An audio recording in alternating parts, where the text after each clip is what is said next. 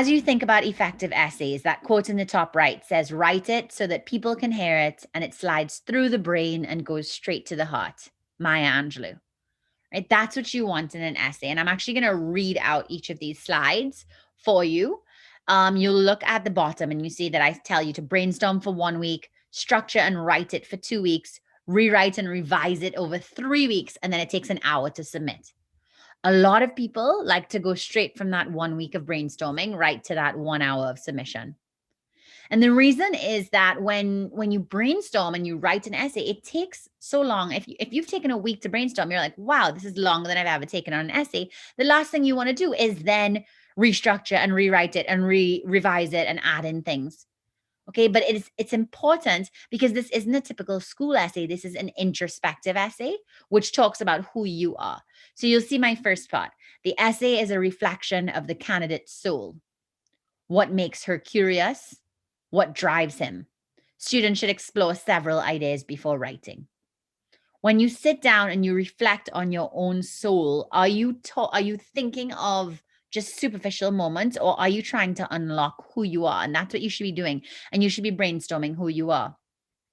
Some of the most effective essays I've seen have nothing to do with a huge accomplishment. And it has to do with someone who liked baking, or someone who wants to write about one particular race that was pretty meaningless compared to all the national races they've been in. But that was the race where, something specific happened.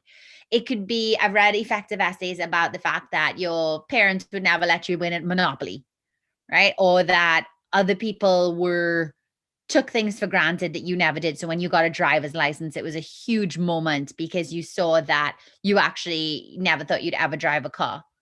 Little moments like that are the ones that you want to brainstorm. You can also look at big moments.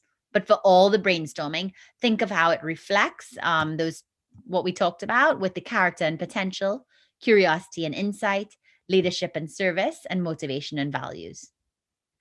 Structure and write. So again, I'm going to read out. Create effective structure, use poignant sentences, evoke vivid emotion. And now that you have the reader's attention, take her on a journey of self-revelation as you lovingly craft your content into an essay of magnificent, unrivaled proportions. Now, I stole this from a quote that I love. It talks about sentences that have 5 words, and it says this sentence has 5 words. So does this, the writing gets monotonous, and so on. And then it goes into a really long sentence, and it shows how you build up to the reader becoming involved.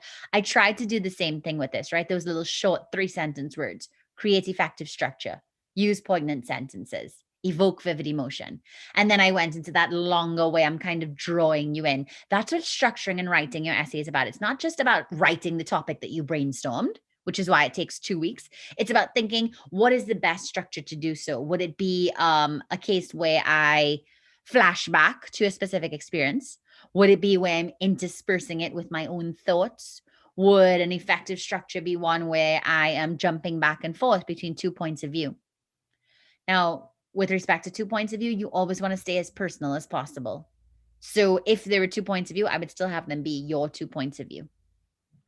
Rewrite and revise, right? 3 weeks I have for this. This is the most underestimated and under-practiced portion of the process. Students should engage in wholesale rewriting of specific portions to create a seamless reader experience. Only then should grammar and word choice be addressed. So some of my students, you'll talk to them and they'll say, okay, great. Like, I love working with a consultant in the respect that she tells me where to go. But on the other hand, I hate it because the first essay I ever submitted to her, she told me to rewrite the whole thing. You talk to any of my students, 4 out of 5 of them have fully rewritten at least one of their essays, because sometimes it requires writing the wrong essay in order to write the right essay. And so when you realize a different structure that would work, or you realize, or someone gives you feedback, whether that someone is me or someone else in your life, an English teacher, and that person is giving you feedback as to how you can evoke more emotion and how you can show more of who you are. If you see that there's a lot of red on that and a lot of different markings about what you can change, sometimes closing the essay, rethinking it, and rewriting the same topic is better. And then I would also say that rewriting and revising, bringing out the specifics and going into details, is again just an underappreciated and underpracticed portion of this process. Finally, reread your final version for grammar and spelling. Now you'll see I gave that 1 hour, right? Submission to click submit takes 2 minutes. But the reason I give this an hour is this is where it's so easy to be, 99% there and then to have a typo or a double space or just a word missing or something. And it's not that this is suddenly a deal breaker for the essay reader, right? This is going to happen across the board. It happens to people, it happens to the best of us.